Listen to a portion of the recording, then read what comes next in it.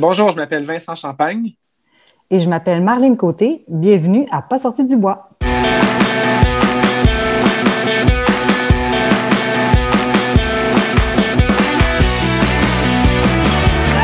messieurs, votre gagnant, c'est 110 Si tu commences à te sentir bien en courant un ultramarathon, fais-toi-en pas, ça va passer. Grand champion du 125 km. Hey, vous connaissez NAC et vous savez qu'ils ont les meilleurs produits sur le marché. Ça fait plus de 60 épisodes que je vous en parle. Je vous le dis, l'essayer, c'est l'adopter. Avec les barres Ultra Énergie, la poudre Ultra Recovery et les nouvelles gaufres qui sont tout simplement exceptionnelles, vous avez tout ce que vous avez besoin pour performer en sport d'endurance. En plus, NAC, c'est une entreprise 100% québécoise qui a les valeurs à bonne place. Écoutez, les produits sont éco-responsables et les emballages sont éco-responsables. Parle-moi de ça, une entreprise où les bottines suivent les babines. T'as le goût d'avoir 15% de rabais? Utilise le code promo pas sorti du bois sur le nacbar.com. PASSORTIDUBOIS. Merci NAC et bon épisode. Ouais, ben, on n'est pas sorti du bois, hein? Bonjour tout le monde, bienvenue à ce 62e épisode de Pas sorti du bois. Aujourd'hui, je reçois non pas un, mais deux invités. La première, Marlène Côté, a été ma deuxième invitée de l'histoire de Pas sorti du bois, la directrice générale d'Événements Ricana et sur plein d'autres projets. Salut Marlène. Bonsoir. Merci d'être là. Ça fait plaisir. Merci de l'invitation. Écoute, ça fait plaisir. Mon deuxième invité, on est joint par Vincent Champagne, co-rédacteur en chef et directeur général de Distance Plus. Puis là, il y a son T-shirt devant nos yeux. Salut Vincent, comment ça va? Salut Yannick, ça va très bien, merci. Yeah, Merci de l'invitation. Ben, ça fait plaisir, c'était tout naturel parce que il y a un événement qui s'en vient dans la région de Québec, mais qui est destiné à l'ensemble de la communauté trail. Puis il paraît que tous les deux, vous êtes impliqués. Donc, je le disais en ouverture, Marlène, tu es impliquée sur plein de choses, Vincent aussi. On s'est vu, Vincent, à l'UTHCTV. Marlène, j'ai l'impression que tu es de tout plein de projets. On travaille ensemble même sur un petit truc qui s'appelle la Racine d'or, qu'on aura peut-être l'occasion de parler plus tard. Mais là, les rencontres du trail, ça s'en vient. C'est du 3 au 7 novembre. Puis cette année, ça porte sur le thème de la sécurité. Fait que je me suis dit, ben, la sécurité en trail, c'est un sujet chaud. Moi, je remarque dans les dernières semaines, dans les derniers mois, que j'alterne entre des épisodes où j'ai des face-à-face avec des athlètes, puis on parle d'un récit de course, d'une aventure, de quelque chose. Puis j'ai des thèmes aussi que j'aborde avec des invités plus spécialisés. J'ai notamment parlé de la professionnalisation du sport avec Samuel Ouellette. Puis c'est des tests que je fais, j'essaie des sujets, puis je vois quand on a un sujet précis, quand on part en se disant, parlons de X sujet, puis qu'on part, ben, ça intéresse vraiment les gens. Puis je pensais cette balance-là entre des récits de course, des aventures humaines et des sujets. Puis là, je me suis dit, ben, avec ça qui s'en vient, avec l'année particulière qu'on a vécue cette année, avec des drames, des tragédies qui se sont passées, le thème de la sécurité est plus pertinent que jamais. Puis là, ben, ça va de soi avec les rencontres du trail qui s'en viennent. Donc, on aura l'occasion de jaser de tout ça. Mais d'abord, la question qui tue le début d'épisode, qu'est-ce que vous buvez? Vous le savez, hein, moi j'ai l'habitude de plugger une sorte de café ou une bière que je bois. J'aime ça le faire, c'est pour le plaisir. Vincent, tu nous montres ta bouteille d'eau. De l'eau de quel, Ben, moi, de quel quartier? c'est de l'eau du quartier de Rosemont à Montréal. Je suis à l'eau, puis voilà, c'est ma bouteille de plastique que j'ai remplie juste avant de commencer l'enregistrement. Ben écoute, on salue les gens de Rosemont. Marlène, de ton côté, qu'est-ce que tu as? Un simple kombucha pour ce soir. Donc, on est lundi, hein, on prend ça tranquille. Santé, donc très bon.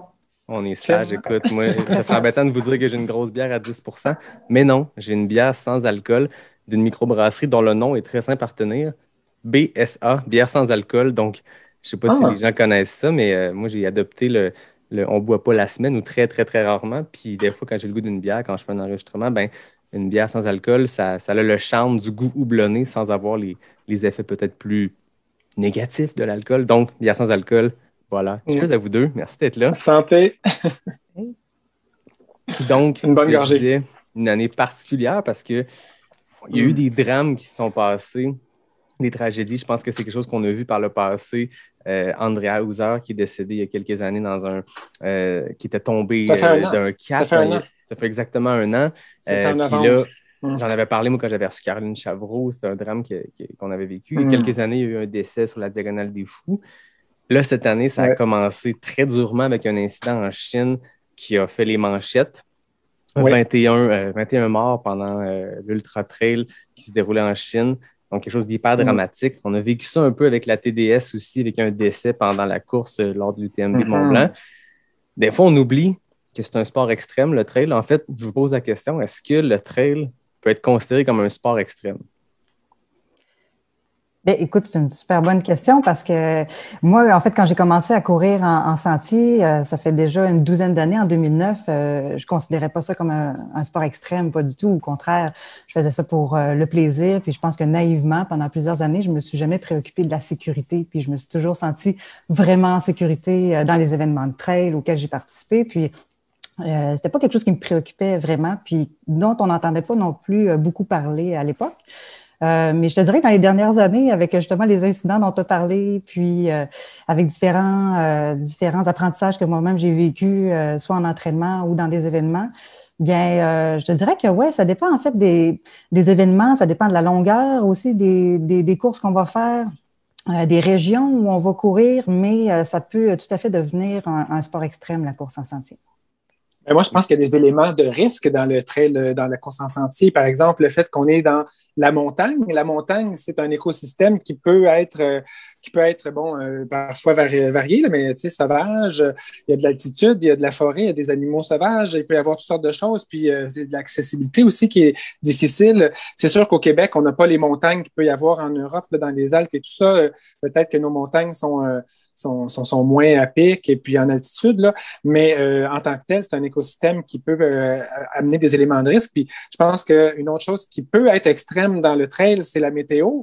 On l'a vu encore la semaine passée en Utah, où là, il y a 2 semaines, les coureurs sont partis pour faire un 50 000, puis il s'est mis à neiger. Il est tombé, je ne sais pas combien de pouces de neige, puis les gens étaient habillés en short. Là, il a fallu qu'ils sortent 87 coureurs de la neige.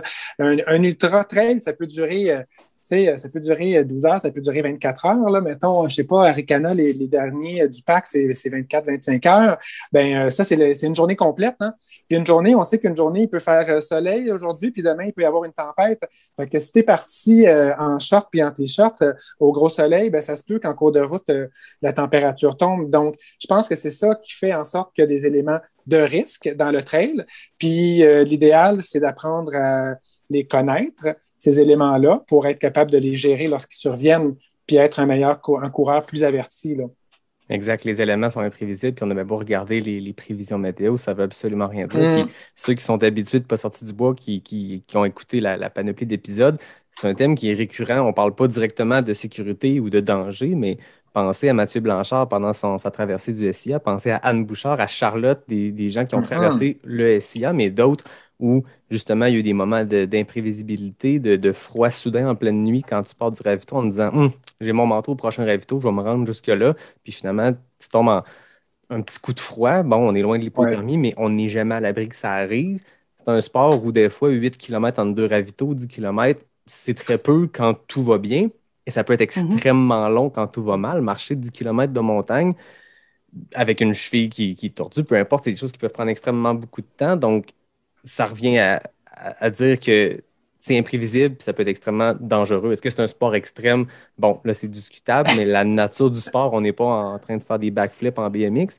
Par contre, comme tu dis, comme les deux vous avez dit, on est sur des terrains qui sont extrêmement dangereux. Puis, il ne faut pas juste se dire, ça arrive juste dans les endroits où il y a des cols de 1200 mètres. Non, c'est faux, tu sais. On n'est pas à l'abri d'une mauvaise chute. C'est pas besoin d'être une chute de 1000 mètres pour être dangereuse. N'importe quel cap rocheux d'un petit précipice. Puis pensez à votre course préférée. Il y a clairement un moment quelque part où, entre le sentier puis la rivière en bas, il y a un cap, puis tu tombes en bas, puis tu n'es pas à l'abri de ça. Tu sais, je ne veux pas dire que ça va arriver au Québec, mais je veux dire, on n'est pas différent d'ici, même si on n'a pas des cols à 2500 mètres. Là. Ben, tu vois, au Québec, on n'a pas eu d'essais sur des trails au Québec. Il n'y en a jamais eu, là. En tout cas, pas de ce qu'on sait, là. Je ne pense pas qu'il n'y en a jamais eu. Mais donc, on va croiser les doigts, puis toucher du bois, puis prier fort. Il y a eu des close calls, peut-être, sur certains événements. Puis ça, je pense qu'il y a des gens qui ont vu des choses. Mais même Marlène et moi, on a tous les deux vécu un événement sur un trail où Marlène était devant, moi j'étais derrière, mais on a été les 2 premiers coureurs à intervenir sur une coureuse qui a chuté dans un mauvais pitch puis qui s'est cassé une jambe. Et Marlène, que tu étais partie, si je ne me trompe pas, à la course pour aller chercher des secours. Puis moi, je suis resté avec la coureuse, puis d'autres coureurs sont arrivés.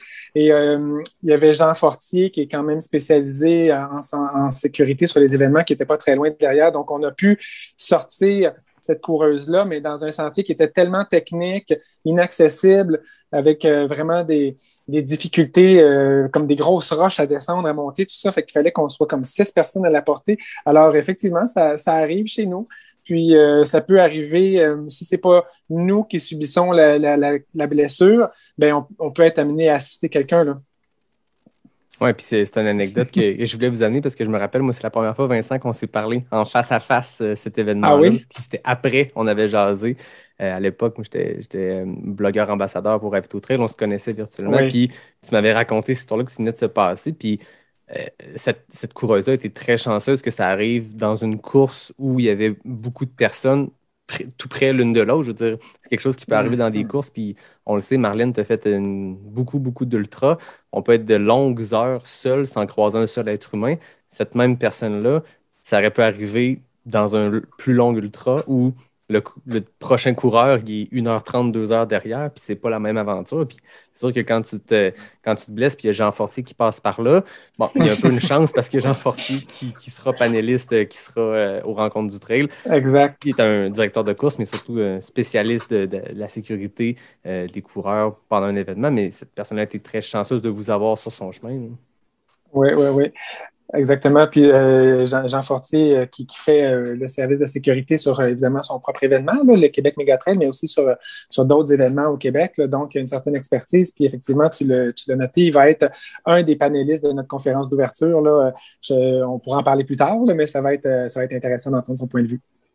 De ton point de vue, toi, Marlène, comme organisatrice de courses, comme directrice générale de l'Ultra Trail Arikana, qui est une des courses qui, je ne veux pas faire un top laquelle est la plus reculée, mais Arikana, on s'entend qu'il y a des portions extrêmement reculées. Je ne me rappelle pas, Nicolas Freret me l'avait dit pendant l'UTHC TV, combien de pourcentage du parcours est dans des sections sans aucun signal cellulaire, mais c'est dans le 90% et plus.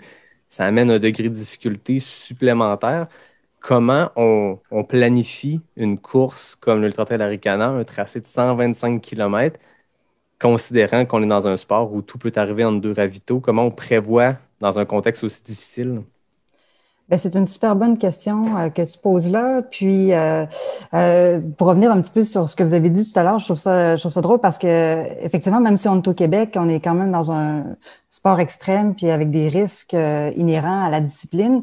Puis, on s'est déjà fait dire dans le passé, je pense que quand on avait commencé à instaurer là, l'inspection du matériel obligatoire, puis que c'était pas encore, disons, culturel au Québec de faire ça, de vérifier le matériel obligatoire, on s'était fait dire par les gens, ben oui, mais là, on est juste au Québec, dans Charlevoix, à 2 heures de Québec. Là, il faut pas devenir fou, on n'est pas à l'Ultra Trail du Mont-Blanc. Puis, ça m'a fait réaliser à quel point les gens sous-estiment à quel point la région de Charlevoix et d'autres régions au Québec aussi sont reculées, sauvages, difficiles d'accès, où la communication est difficile. Donc, dans Charlevoix, il faut vraiment... Puis je pense que moi-même, avant même d'être l'organisatrice de l'Ultra Trail Arikana, j'en prenais pas tant conscience que ça. Mais les ravitaux sont difficiles d'accès. Il y en a quelques-uns qui sont accessibles seulement en tout terrain. Donc, en véhicule tout-terrain, d'autres, donc très peu de signal cellulaire sur le parcours, comme tu le disais. Donc, ça prend vraiment une équipe qui est rodée, efficace, qui connaît très bien le territoire. Ça prend une connaissance du territoire sur le bout des doigts pour être capable de se déplacer efficacement d'un lieu à l'autre, d'intervenir où il y a une problématique qui est signalée. Donc, ça prend cette connaissance du territoire-là, des cartes très précises avec tous les voies d'accès pour savoir comment se déplacer. Et évidemment, ça prend des bonnes équipes placées à des endroits stratégiques avec du matériel aussi, parce qu'on peut avoir des très bonnes équipes, mais sans le matériel, c'est pas très utile. Mais surtout, l'enjeu principal, je pense, dans les événements, puis aussi en entraînement, c'est la communication. Donc, d'avoir des radios, des signaux radio, d'avoir une façon de communiquer dans nos équipes sur le terrain qui soit efficace, parce que l'important, c'est que lorsqu'il arrive une situation problématique, qu'on puisse le savoir rapidement, puis qu'on sache exactement où la personne allait, puis comment aller l'aider. Donc, l'enjeu de la communication, c'est vraiment le nerf de la guerre. Même si on a des excellentes équipes, si elles ne sont pas capables de se parler les unes avec les autres, ça ne sera pas efficace.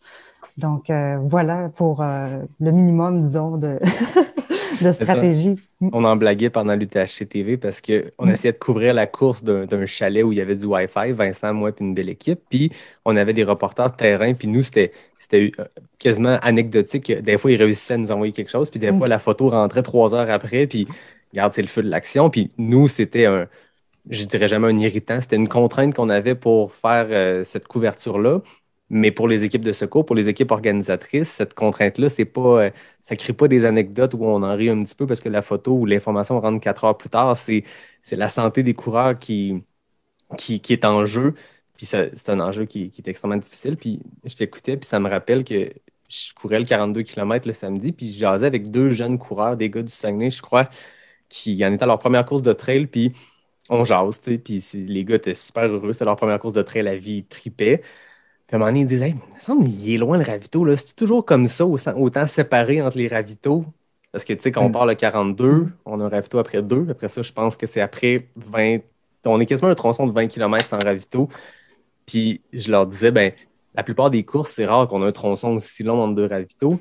Ici, c'est pas parce que l'organisation veut ajouter un degré de difficulté. C'est parce qu'on est tellement profond dans le bois qu'il ne peut pas avoir de ravito entre ces 2 points-là. Puis, comme tu le dis, les ravitaux entre les Hautes-Gorges puis la civilisation tout près du Mont-Grand-Fond, c'est des ravitaux qui, si tu as à te faire évacuer de là, c'est en 4 roues, puis c'est une raide dans des chemins de bois. Là. Je pense que c'est hyper compliqué à atteindre. Fait que ça ajoute un degré de difficulté quand tu es aussi loin. Puis ne serait-ce que le Québec Mégatrail qui est un peu plus près de Québec, donc on se dit peut-être c'est moins reculé. Le ravito Mistachibo, en plein milieu d'un tronçon de 23 km, si tu te fais évacuer de là, puis Mistachibo, on s'entend, on n'est pas dans le nord québécois, là, on est à 10 minutes, 15 minutes du centre-ville de Québec, 30 minutes, ben, il est inaccessible, sauf en VTT, dans des sections super escarpées. Puis si tu es pour te faire évacuer du ravito Mistachibo en plein milieu de la traque, c'est extrêmement compliqué. Puis on parle d'un événement qui est tout près. Fait que, comme tu le dis, région de Québec, la province de Québec, ça ne veut pas dire que c'est des courses tout près des grands centres et que c'est simple à organiser.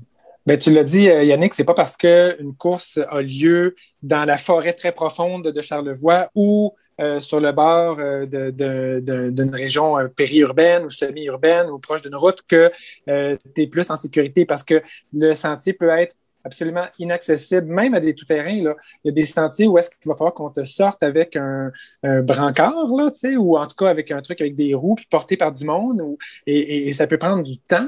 Donc, si c'est pas pour faire peur aux gens, là, mais c'est pour dire que c'est des réalités qui existent, puis qu'il faut les connaître, ces réalités-là, puis il faut avoir la capacité de réagir, d'avoir le bon équipement sur soi aussi et intervenir. Fait que, je pense que c'est un petit peu ça, le grand dialogue qu'on veut amener avec les rencontres du trail, c'est que la sécurité, c'est un enjeu qui doit être au cœur de toutes les préoccupations des coureurs et des organisateurs. C'est une responsabilité qui est partagée.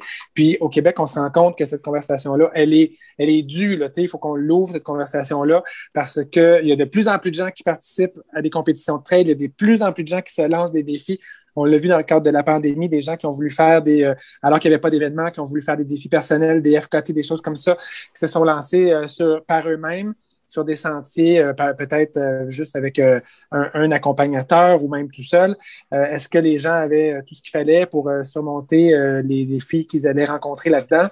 Peut-être, là, mais enfin, nous, ce qu'on veut, c'est être capable d'outiller les gens puis s'assurer qu'on développe une filière d'une discipline sportive au Québec, qui est le trail, qui soit pérenne, puis qui ne soit pas entaché par des drames là, qui pourraient venir miner un petit peu la crédibilité puis la notoriété de ce sport-là au Québec, lui donner une mauvaise image dans la population de manière générale. C'est vraiment pas ça l'idée. On veut que ça continue à être populaire, puis comme il y a de plus en plus d'organisations, puis comme il y a de plus en plus de coureurs, bien, ça s'institutionnalise progressivement, notre affaire. Et ce colloque-là bien, va participer à on l'espère, enrichir l'expérience des gens puis enrichir notre domaine. Là.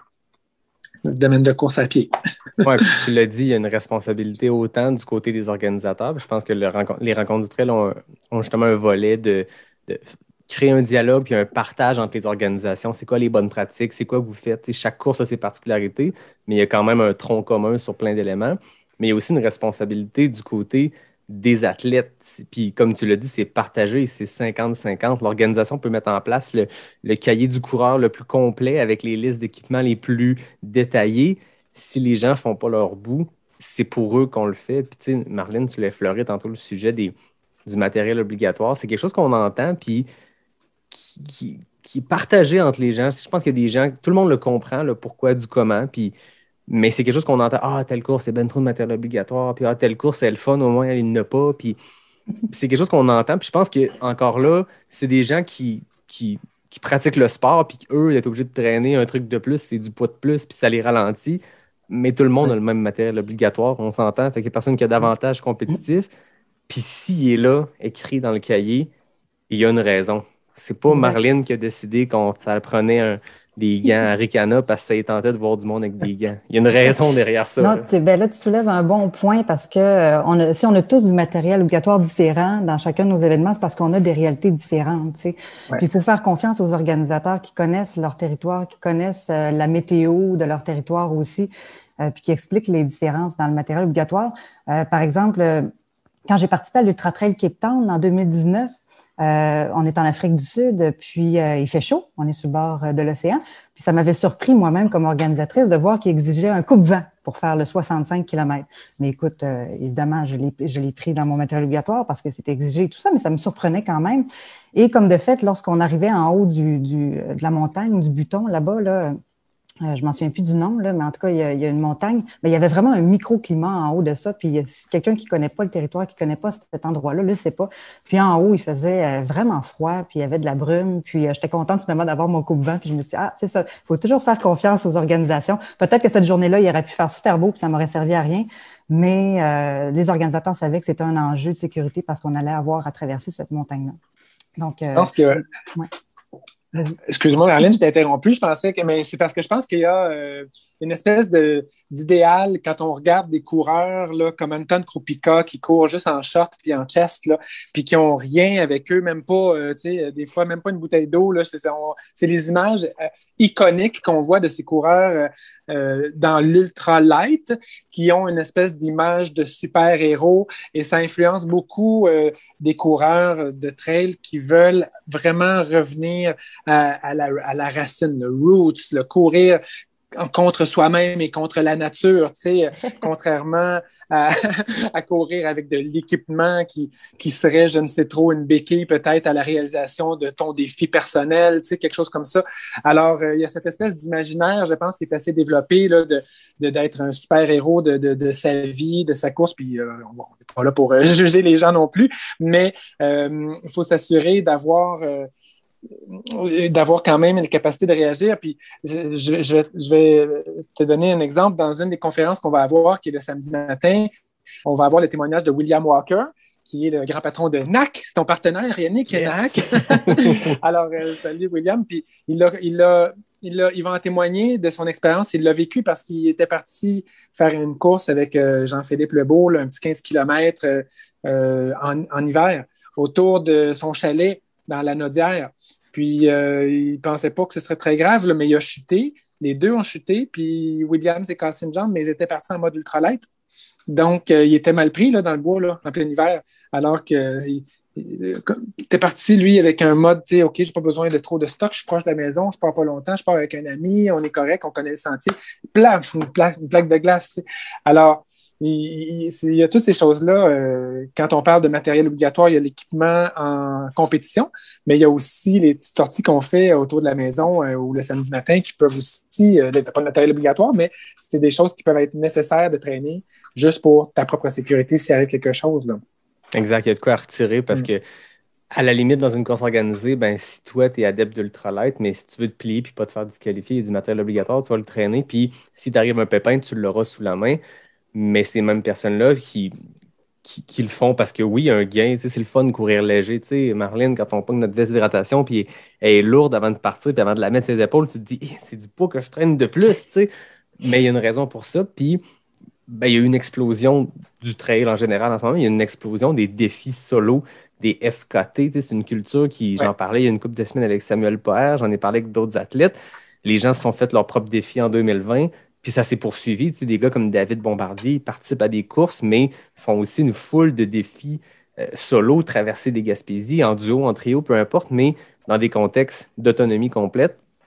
Puis, je veux dire, c'est un style de course qui doit avoir son matériel qui n'est pas obligatoire, mais il faut que tu penses au matériel, puis il faut que tu penses au pire, puis il faut que tu traînes ce qu'il te faut parce que quand tu es dans le cuve du Mont-Albert, tout seul, au mois d'août, en train de faire un défi, ben, si t'arrive quelque chose, puis ça peut arriver, on s'entend, c'est des gros boulders de roche, tout peut arriver, ben, ça te prend du matériel parce que c'est une question de vie ou de mort, puis c'est pas être dramatique de le dire comme ça, je pense. On l'a vu dans le film de Mathieu Blanchard, Le Confiné, quand il était au sommet c'est-tu au Mont-Albert ou en tout cas le Mont-Jacques-Cartier, lui, le Mont-Jacques-Cartier. Il est avec Rémi Poitras, puis si je ne me trompe pas, là, puis ils sont obligés de se réfugier parce qu'ils sont presque en hypothermie, alors qu'il était parti quand même comme coureur expérimenté, puis avec un support crew, mais en haut de la montagne, les conditions étaient épouvantables, puis c'était très, très difficile pour eux, fait que heureusement qu'il y avait quand même des capacités de se sortir de là, et un petit équipement minimal, là, quand même, pour se protéger, et la hutte, qui était appropriée à ce moment-là comme une espèce de ravito, là. Donc, effectivement, il faut bien connaître la réalité du terrain, puis de la montagne, puis du défi, puis du sentier qu'on s'en va explorer. Là. Moi, je fais souvent le sentier des Crêtes au Mont Harford. Là. C'est un petit terrain de jeu pour moi.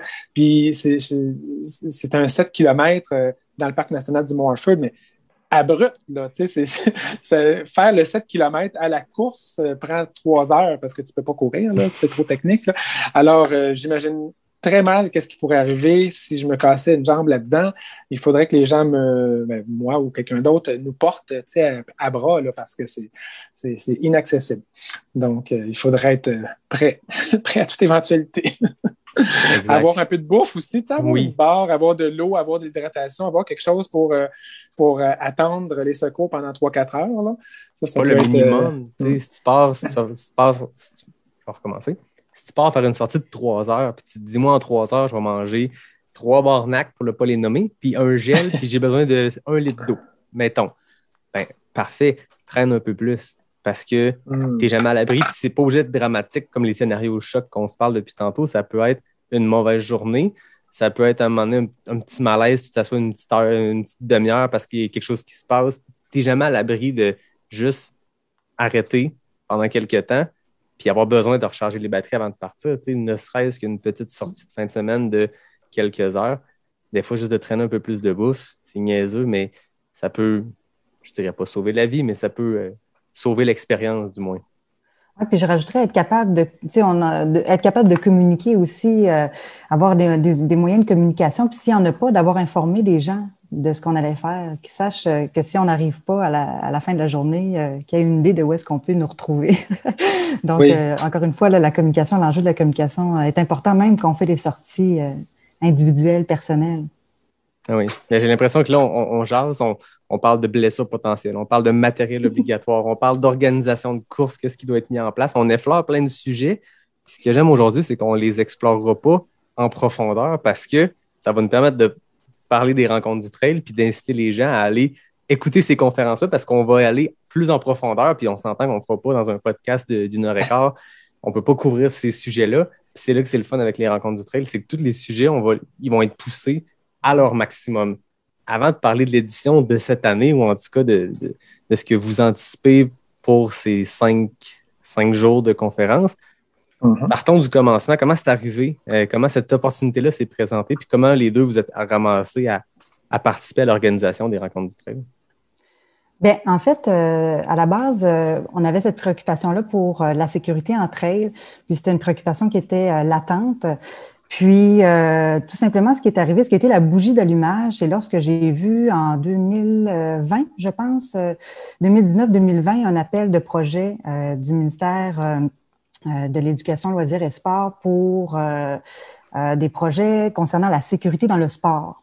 Et là, j'ai vu une opportunité de proposer un projet de colloque sur la sécurité dans les événements de trail pour toutes les raisons qu'on a évoquées depuis le début de la balado. me disant que ça serait intéressant de mettre les expertises de toute la communauté en commun pour essayer de nous faire grandir les uns les autres, puis de se sensibiliser aussi les uns les autres à cet enjeu-là qui est important. Et donc, ça a été donc la bougie d'allumage parce qu'en 2020, j'ai déposé ce projet-là d'un colloque sur la sécurité dans les événements de course en sentier qui a pris du temps à être approuvé parce que tout de suite après, il y a eu la pandémie, puis le gouvernement avait mis sur pause ses subventions.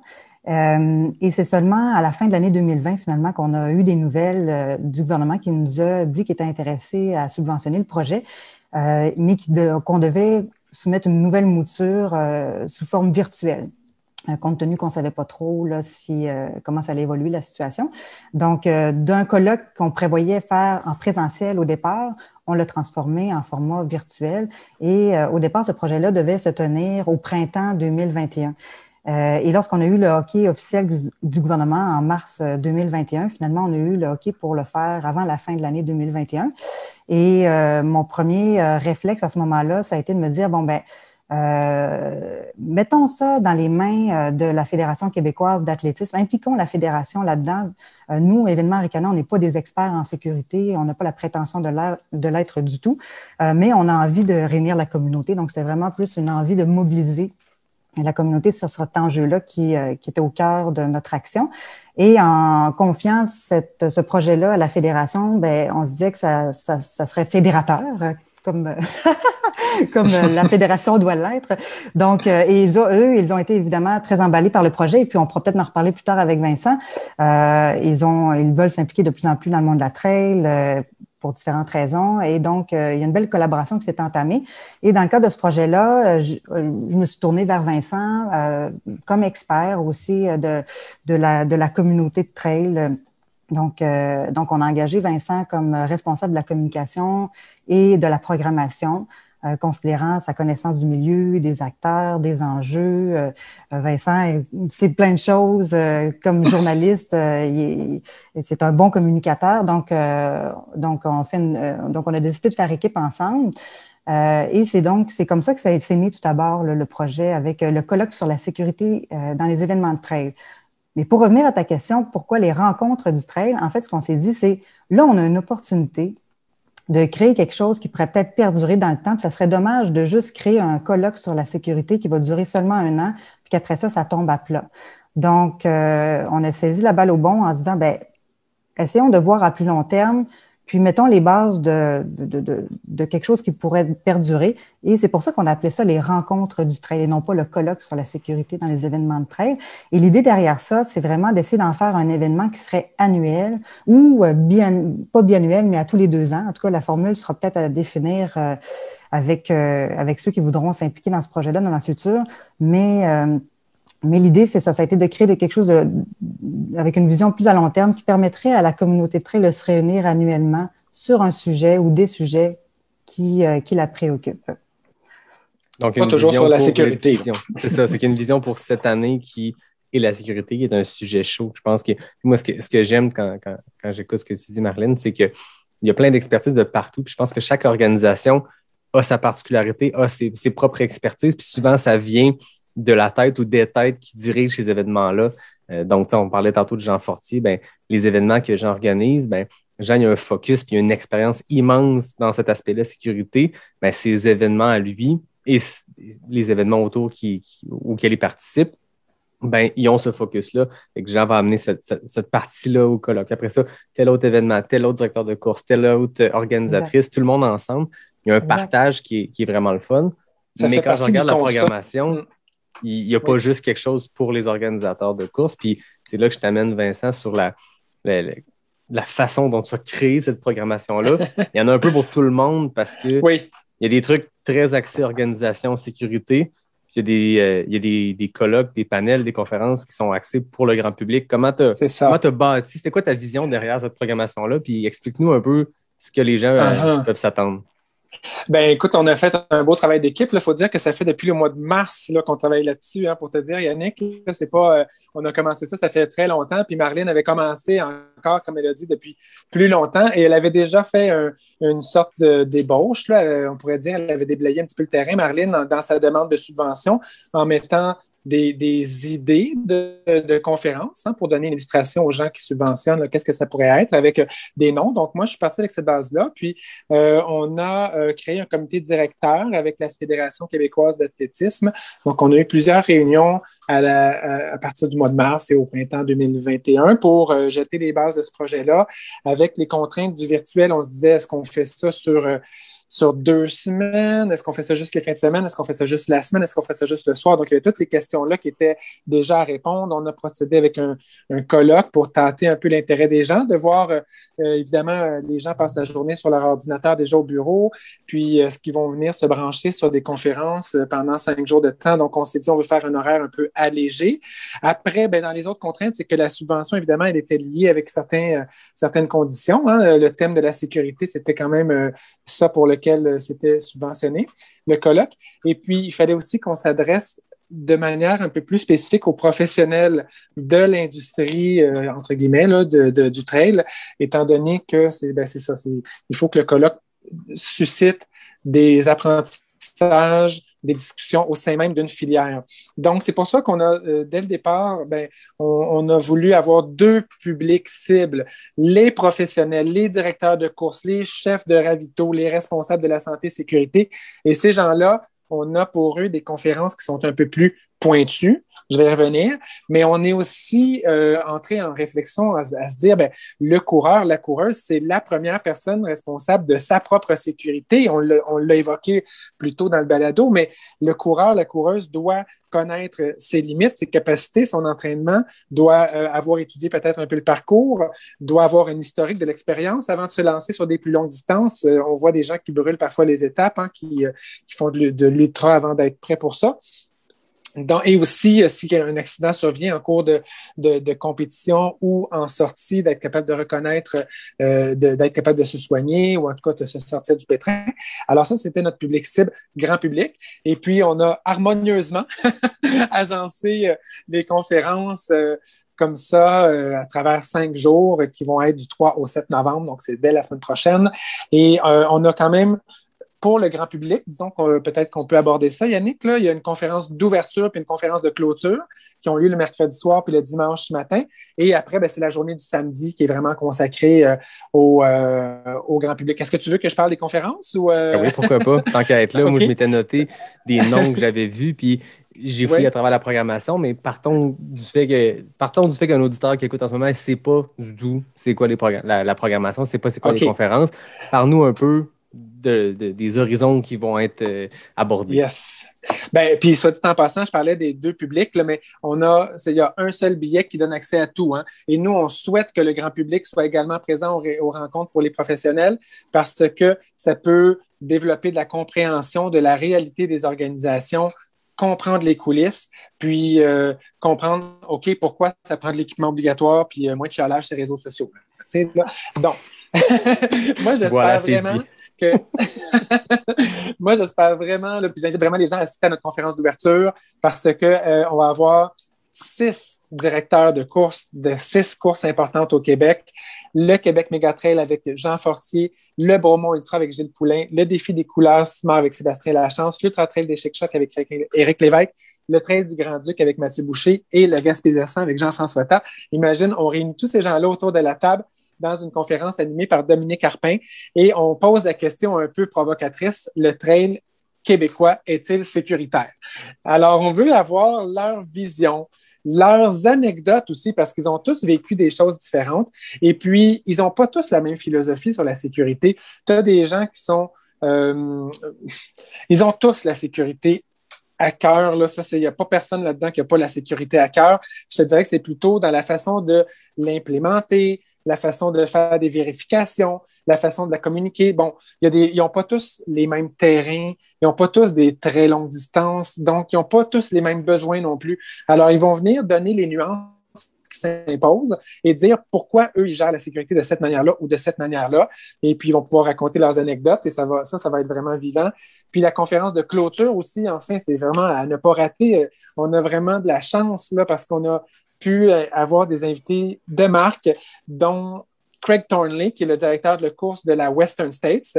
La Western States, qui est une course, une des plus vieilles courses, sinon la plus vieille là, de trail au monde. Hein. Je pense que ça fait une bonne quarantaine d'années. Là. Je ne vais pas dire de bêtises. Là. J'ai un petit blanc de mémoire, mais en tout cas, ça fait un bon bout de temps que ça existe. Là. Et puis, lui, il a vraiment une perspective d'organisateur, c'est-à-dire que sur son événement, il est arrivé tout. Donc, il va pouvoir nous raconter comment il s'est vécu puis comment c'est géré. Et on va avoir également Adam Campbell, qui est un athlète d'ultramarathon professionnel qui a vécu aussi beaucoup de mésaventures. Là. Lui-même a été frappé par un éclair, imagine-toi donc, en plein Hard Rock 100 en 2014. Puis, malgré tout, il a terminé 3e. Fait que c'est quand même quelque chose. Là. Mais, tu sais, j'ai hâte qu'il me raconte dans les détails. Est-ce que l'éclair est vraiment comme tombé sur lui là, ou à côté? Ça, je suis un peu curieux. Que sa lampe frontale avait éclaté en morceaux. Ah ouais? Ouais. Je ne suis pas spécialiste des éclairs, mais d'après moi, quand la lampe frontale éclate en morceaux, ça en dit long. Mais le gars finit 3e. Imagine s'il n'y avait pas eu d'éclair. Bref. Puis, on parlait... C'est très anecdotique comme histoire. Le gars a vécu des trucs aussi assez dramatiques dans sa vie, reliés à la sécurité dans des efforts longs, que ce soit d'endurance, que ce soit en trail, que ce soit en montagne. Fait que je suis sûr que ça va amener un dialogue super intéressant. Puis Adam Campbell, il a vécu aussi un drame, là, c'est vraiment triste, mais son épouse était mariée, elle est décédée dans une avalanche, dans une sortie de ski, il était avec elle. Donc, il a vécu des choses dans la montagne, donc il va nous témoigner de ça. Puis cette conférence-là va être super intéressante, conférence de clôture. Donc, ne serait-ce que pour ces 2 conférences-là, là, ça vaut le petit 25 $. Là. Moi, j'allais dire, là, ta conférence d'ouverture, j'ai rencontré dans le cadre du podcast 3 de vos 6 invités, Jean Fortier, Gilles Poulain et Jean-François Tatte. Est-ce que vous avez prévu comme 7 heures de panel? Parce que j'aime les épisodes avec ces gars-là, mais surtout les après-épisodes de jasette autour d'une bière. Ça peut être très long. Là. C'est des gars qui ont, à eux seuls, pourraient faire 4 heures d'anecdotes de stand-up, j'ai l'impression. Là. Oui, effectivement, la conférence est de 19h jusqu'à 4h du matin. C'est une France, dans le fond. Mais ce qui va peut-être aider, c'est que la plupart d'entre eux, plusieurs d'entre eux participent à des conférences qui ont lieu plus tard dans la semaine. Donc, ils vont peut-être pouvoir revenir sur leurs différentes anecdotes et leurs différents points plus tard dans la conférence. On va essayer de garder ça à l'intérieur. En fait, c'est le rôle de l'animateur qui va être Dominique Arpin à ce moment-là, d'être le gérant du chrono puis de garder la conversation fluide. Là. Fait que ça, c'est 2 grosses conférences. Sinon, celle du samedi matin, on commence avec des témoignages. Tout à l'heure, je t'ai parlé de William Walker, mais il va y avoir autour de la table Yvan Lheureux, qu'on connaît aussi assez bien comme organisateur de la Big Wolf Backyard Ultra, du Défi Everest, de la Solidarité Course. Quoi d'autre? Là, il organise d'autres choses aussi. Yvan, enfin, il a participé notamment au Bromo Ultra il y a quelques années, puis il a passé 3 jours à l'urgence après ça. Il va venir nous raconter son anecdote, plus qu'une anecdote, sa mésaventure. Il va aussi aborder ce qu'il a vécu cet été au Tard. Hein? Il était sur le Tard des glaciers ou des géants des glaciers. Puis il me l'a dit, puis il l'a dit à d'autres, il a failli mourir. Donc, il va venir nous raconter ça. C'est pas très drôle, mais il y a des choses à retenir de ça. Hein. Le but, c'est pas juste de pleurer autour de la table, c'est d'en tirer des apprentissages. On va avoir Marianne Hogan, qu'on connaît aussi comme athlète élite au Québec, qui a été arrêtée de la compétition pendant au moins 2 ans, 3 ans parce qu'elle était toujours blessée. Elle va nous raconter un peu comment elle a vécu le fait d'être une athlète de haut niveau, toujours blessée. Donc, c'est les aspects psychologiques de la chose. Il y a une autre athlète qui s'appelle Marie-Ève Muller qui, elle, s'est battue avec elle-même là, pour réussir un podium au Béliga Ultra Trail. Elle a dépassé, disons, sa capacité, hein, mais elle a quand même monté sur le podium. Ça lui a pris 8 mois sans remettre, 8 mois sans courir. Fait que des fois, OK, tu as fait ton podium, mais à quel prix, là? Mhm. C'est intéressant un podium, mais 8 mois d'arrêt, est-ce que tu es prêt à swapper 8 mois de course pour une troisième place, là? Bonne question, là. Fait que ça va être une conférence qui risque d'être pas mal intéressante. Ça va Ben, être c'est bon suivi parce que tu sais, de... on parle depuis tantôt de situation choc. J'ai l'impression qu'on est en train de décrire un nouveau scénario du film Final Destination. Mais oui, il y a l'extrême dramatique, mais juste de s'écouter, puis c'est quelque chose qu'on entend, c'est un sujet qui est récurrent, que j'ai parlé avec plein d'invités, mais de savoir s'écouter, de savoir s'arrêter. Un abandon, un DNF, c'est pas un échec quand c'est au profit de justement pas s'amener à un niveau qui est dramatique. Tu sais, cette semaine, je parlais avec un ami qui peut-être allait un peu loin pour terminer une course, puis qui le paye encore aujourd'hui. Puis je ne veux pas révéler son nom, je veux dire, c'est une histoire personnelle, mais c'est des choses qu'on entend très souvent. Tu sais, Marlène, Vincent, ça fait longtemps que vous êtes dans la communauté. C'est une histoire qui arrive, puis qu'on entend année après année, des coureurs, des coureuses qui se sont poussés pour plein de sortes d'objectifs, que ce soit un podium ou un finish ou se rendre au bout, peu importe, puis qu'ils l'ont payé parce qu'à un moment donné, ils n'ont pas pris la décision la plus sage puis la plus saine. On ne parle pas de jambes Ben, ouvertes dans le milieu d'un sentier, on parle de juste une décision ben, personnelle, mais ça peut mener à des dommages majeurs, là. exactement. Puis ça, c'est probablement le genre de sujet qui va être abordé dans la conférence aussi avec Simon Benoît, Blaise aussi. Donc, on va également parler de santé dans le cadre des rencontres du trail. Vincent, je ne sais pas si tu veux parler un petit peu plus en détail de cette conférence-là aussi qui va être présentée. Oui, ça, c'est toujours dans notre journée grand public. Le samedi, on va avoir des experts qui sont bien connus dans le domaine, dans notre milieu, Simon Benoît, Blaise Dubois, mais aussi Marc Gosselin, qui peut-être légèrement moins connu dans notre milieu, mais c'est le directeur ou fondateur de Sirius MDX, qui est une entreprise de santé-sécurité, notamment pour les entreprises, pour offrir de la santé-sécurité dans les régions éloignées, des minières, des forestières dans le Grand Nord ou sur des événements sportifs. Il a travaillé, il est partenaire de Doc Ever aussi, où Doc Ever est partenaire de Sirius MDX, l'un ou l'autre, mais Marc Gosselin a beaucoup travaillé à l'UTMB et c'est un médecin. Et donc, ces trois personnes-là vont venir nous parler des blessures principales, comment les reconnaître, comment réagir, comment les soigner, comment les prévenir. Et il va y avoir notamment une section sur l'automédication. Hein? On sait que popper quelque chose là, en pleine course, là, ça peut être assez fréquent. Je sais que Simon Benoît fait beaucoup de prévention, beaucoup de sensibilisation à l'ibuprofène, là, puis tout ce qui est, comment qu'on appelle là, l'anti-inflammatoire. Là.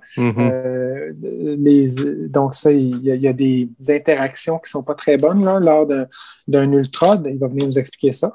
Donc ça va être une conférence à ne pas manquer aussi. Ce que j'aime quand je regarde après-midi.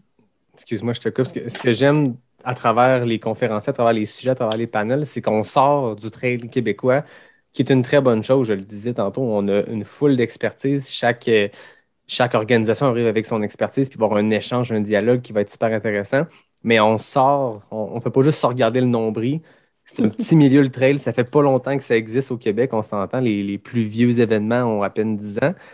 Mais 12. Là, on sort, vous êtes allé chercher... 12 à 10. 10 à Ben, 12, c'est ça, ouais. exact. Vous êtes allé chercher des expertises hors industrie qui sont extrêmement intéressantes. Tu viens d'en parler, mais Oui. moi, j'ai la chance d'animer un panel sur l'art de communiquer ses messages aux participants. On revient à la base, mais bien communiquer ses messages en amont de l'événement, c'est primordial. Puis, je vais avoir une certaine Marlène Côté qui va être sur mon panel, mais il y a aussi Katia Bourgault de VLOC, qui est une Québécoise qui vit dans l'Ouest, qui organise des événements, qui est spécialiste en communication d'événements, mais pas reliée au trail. C'est une fille qui pratique le sport de son plein gré, de son propre plaisir, mais elle ne fait pas de la com pour des événements de course, mais elle fait de la com pour des événements gigantesques avec des milliers et des milliers de participants. Fait que c'est le fun d'avoir une expertise axée sur le trail qui sera Marlène, puis une expertise axée sur la communication événementielle avec Katia. Fait que, c'est quelque chose qui revient beaucoup. On nomme depuis tantôt les noms des gens qu'on connaît dans la communauté. Et là, on sort des sentiers battus, là. Exactement. Katia s'est beaucoup impliquée sur la course cryo au Lac-Saint-Jean en plein hiver. Là, donc, ça, elle a été là-dessus. Puis, effectivement, tu fais bien de le rappeler, mais tu animes toi-même une des conférences. Puis, ne serait-ce que pour ça, ça vaut 25$ pour une conférence animée par Yannick Vézina. Mais l'affaire avec le podcast, c'est que moi, je peux poser des questions, puis jaser, puis dire des niaiseries, puis revenir, puis prendre trop de parenthèses dans mes parenthèses. Là, moi, on n'est pas là pour m'entendre moi, on va être là pour entendre Katia et Marlène. Fait qu'il faut que je me pratique. Là.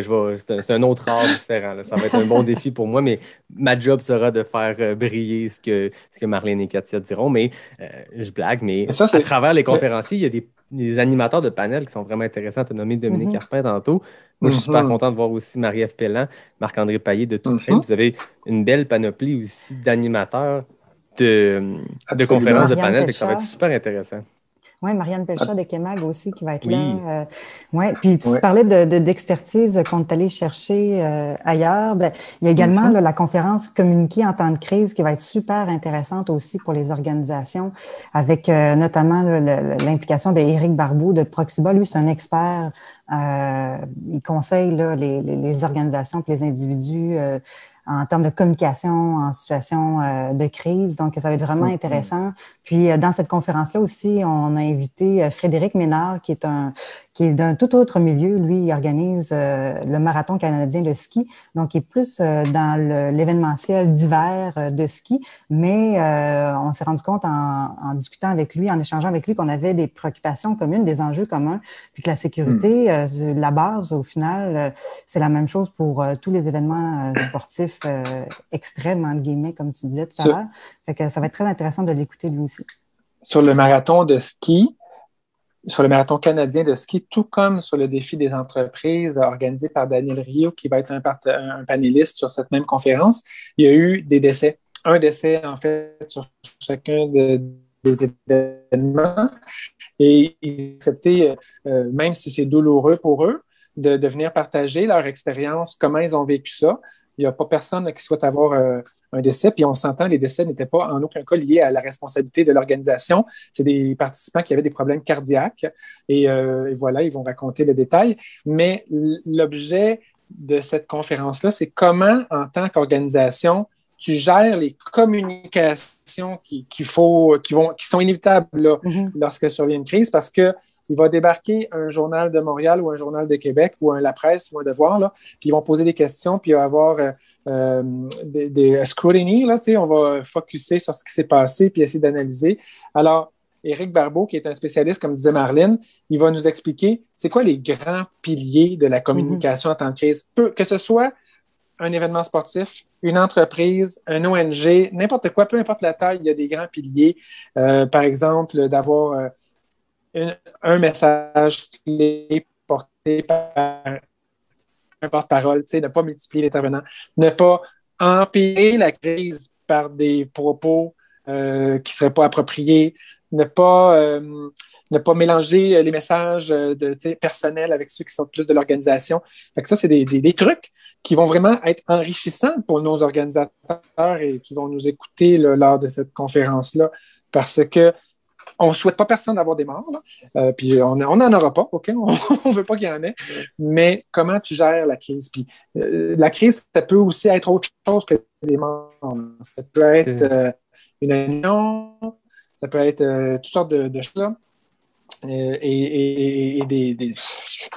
Écoute, l'UTMB a eu un mort cet été. Sur la TDS, tu l'as mentionné en début, il y a des tempêtes de neige. La gestion de crise, c'est partout, puis c'est pas être dramatique. Une attaque d'ours, tu sais. On t'a perdu un petit peu, Vincent, ça coupait, mais j'allais dire, la gestion de crise, c'est un art qu'on doit apprendre à maîtriser. Puis, Marlène, on s'en parlait la semaine passée, parce qu'on parlait du panel, puis je ne veux pas qu'on entre dans ce sujet-là, on gardera ça pour le panel, mais une gestion de crise, ce n'est pas nécessairement un drame humain. Ça peut être simplement en 2019, quand, relié au matériel obligatoire, l'Ultra-Trail Arikana avait décidé de procéder à des disqualifications pour des athlètes qui avaient pas le matériel obligatoire lorsqu'ils ont traversé la ligne d'arrivée.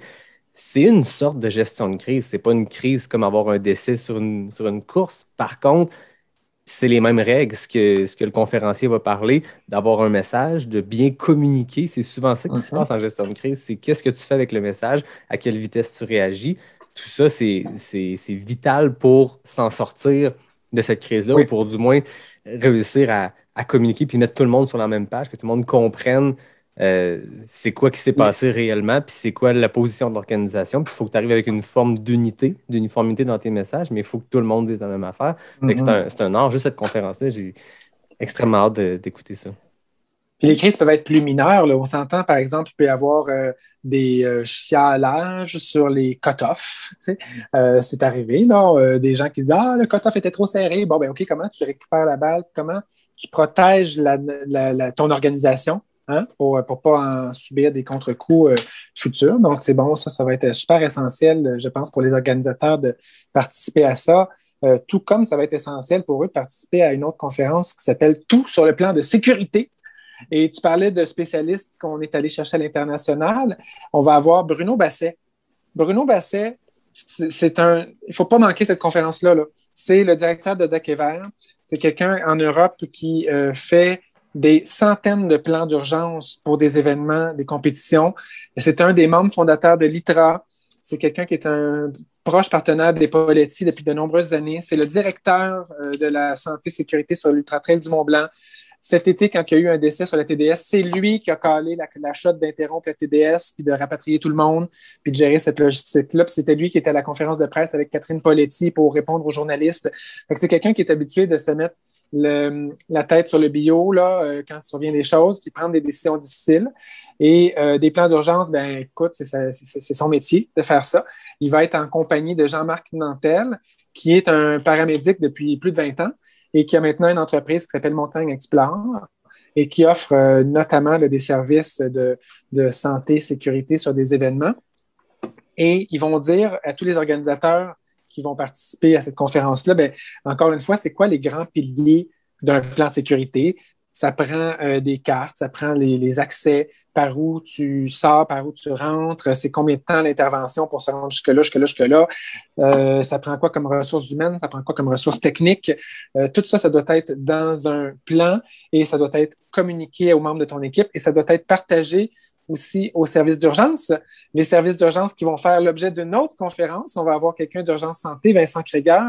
Vincent Kréger, pour la petite histoire, c'était celui qui était responsable de la santé et sécurité d'urgence santé au Marathon de Montréal, le Infamous, celui où il y a eu un décès malheureusement, et il était dans le War Room cette journée-là, puis il prenait des décisions, donc il va être capable quand même de témoigner de comment il a vécu ça, et il va nous dire, moi là, je suis un paramédic, je suis un pré-hospitalier, de quoi j'ai besoin? Là? Toi, tu es un organisateur d'événements, il faut que tu m'avertisses à l'avance, il faut que je connaisse ton plan d'urgence, il faut que tu me le partages, il faut que je puisse l'étudier et te dire OK, ben cette journée-là, nous autres, on va quand même peut-être prévoir des ressources additionnelles. On va peut-être parler aux pompiers, on va peut-être parler à la centrale 911, on va peut-être parler à l'hôpital, parce que si c'est un événement de 200 personnes, c'est une chose. Si c'est un événement de 2500 personnes, c'est une autre.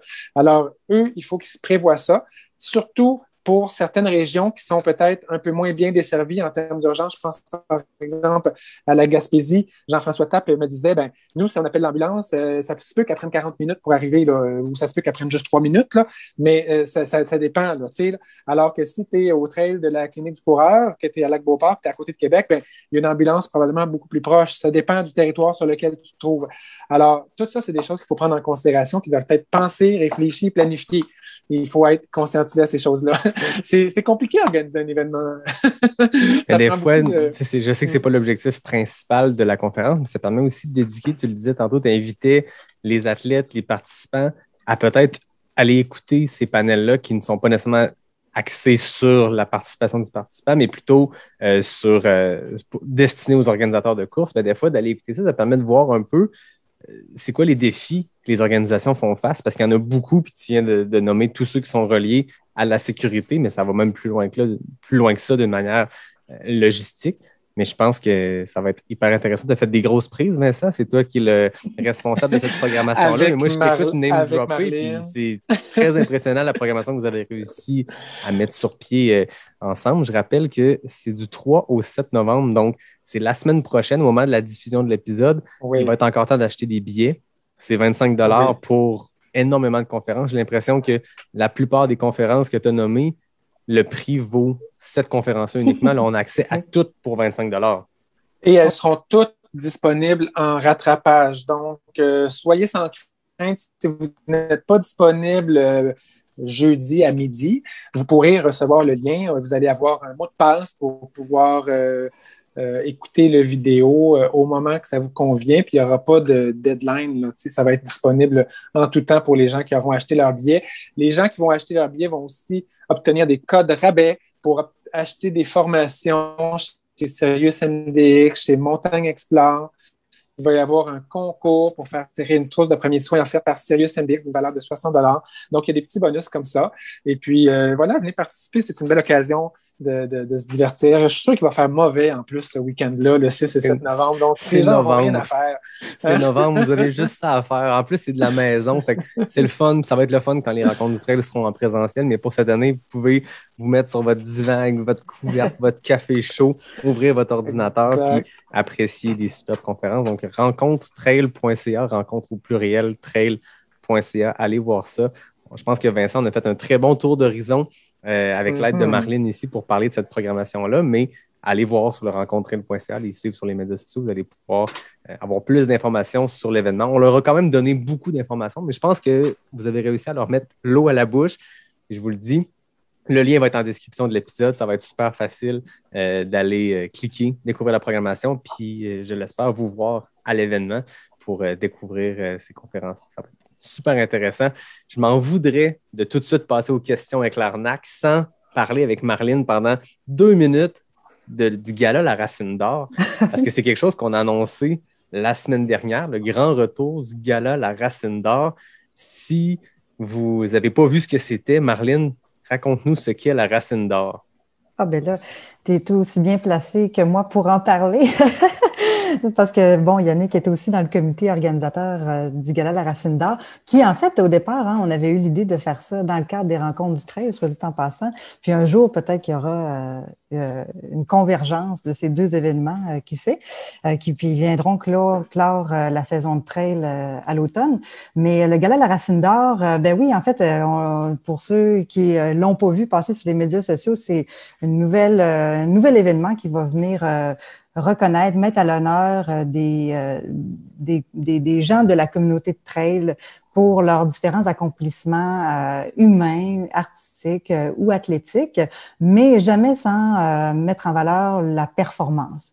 Donc, on va vraiment venir mettre en valeur des gens qui se sont impliqués ou qui se sont démarqués de différentes façons lors d'un gala qui va avoir lieu le 4 décembre prochain, qui va se dérouler d'ailleurs en présentiel à Québec, mais aussi sous une forme virtuelle. Donc, les gens vont pouvoir le regarder également de la maison pour ceux qui ne pourront pas se déplacer à Québec. Puis, on a un comité bénévole qui avons parti ça il y a quelques mois. Puis, l'idée est venue là, d'une première édition qui avait déjà eu lieu en 2017 avec Johan Rock à l'époque. Donc, un événement qui avait été plutôt informel il y a quelques années.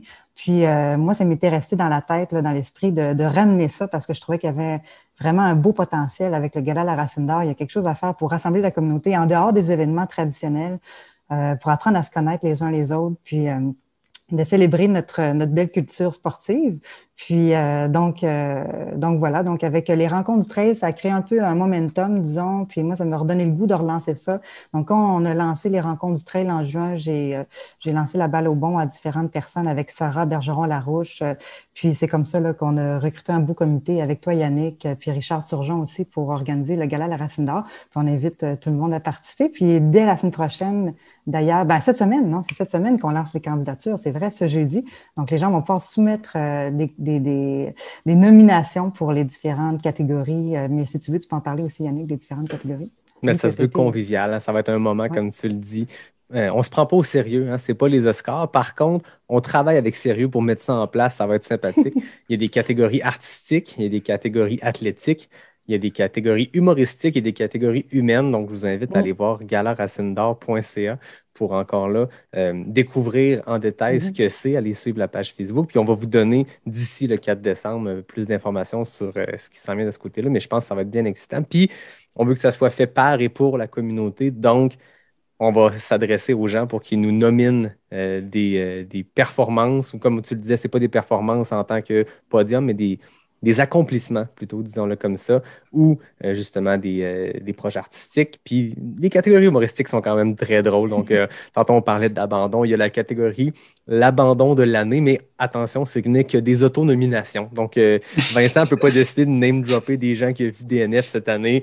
ça ne peut qu'être des autonominations, mais vous allez voir, ça se veut sympathique. Il y a des catégories aussi humaines, donc ça va être très intéressant. Je laisse les gens aller découvrir ces catégories-là et ça me permet de faire une transition vers notre dernière portion qui sont les questions éclairs NAC. Marlène, tu te rappelles, à l'épisode 2, on l'avait fait en présentiel. Je t'avais posé ces 10 questions-là. À l'époque, les records étaient du 30-35 secondes.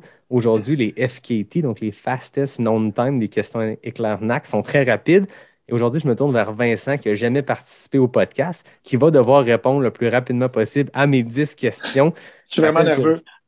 Je rappelle que le record Vincent. masculin appartient à Samuel Poher en 15 secondes et le record féminin est détenu par Maïka Lamoureux et Anne Bouchard à égalité en 14 secondes. Donc, pas de pression, mais un peu de pression. 10 questions rapides. Tu connais ça, Vincent, les questions éclairs. Tu me dis quand tu es prêt, puis on se lance. Prêt. Route ou trail? Trail. Hiver ou été? Été. Mont-Royal ou Tremblant? Montréal. Café ou thé? Café. Monter ou descendre la montagne? Descendre. Questionnaire gaufre ou bar? Gaufre. QMT ou Transvallée? Transvallée. Gauche ou droite? Gauche. Présentiel ou virtuel? Présentiel. Courir ou écrire?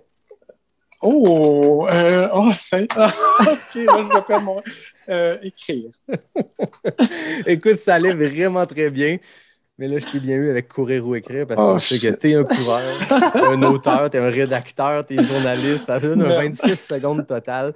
Ça n'est pas un FKT, mais écoute, tu étais presque. La dernière question est venue bousiller tes chances. J'ai failli faire un DNF sur la fin, là. Il y a des questions insolubles. Ben oui, exact. Il y a des questions un peu absurdes aussi à travers ça, mais c'est ça le but des questions éclairs. On termine sur une petite note plus légère après avoir parlé quand même d'un sujet dramatique, mais je pense amené par vous deux d'une manière super intéressante. Puis ça met la table pour les rencontres du trail qui vont être super intéressantes. Merci à vous deux de votre temps, Marlène, Vincent. Toujours un plaisir de jaser avec vous. Merci énormément, Yannick, de nous avoir donné cette vitrine, cette opportunité. Puis vraiment, merci aussi de participer là, comme animateur. On a hâte. Merci. Exactement. Merci beaucoup. Franchement, là, c'est très apprécié. Puis on espère que les gens seront nombreux à participer la semaine prochaine. Merci. On va avoir beaucoup de plaisir. Donc, comme d'habitude, moi, je conclue en terminant en remerciant David Hébert qui signe le design graphique du podcast. Je remercie Fred Desroches qui signe le thème musical. Merci à la belle gang de NAC dont on a parlé tantôt, William, justement, qui va faire partie des rencontres du trail, qui est impliqué avec NAC, bien sûr, il est le fondateur. Je les remercie, qui sont le partenaire officiel du podcast. Et à tout le monde, je vous dis à la semaine prochaine pour le 63e épisode de Pas sorti du bois, le podcast 100% trail.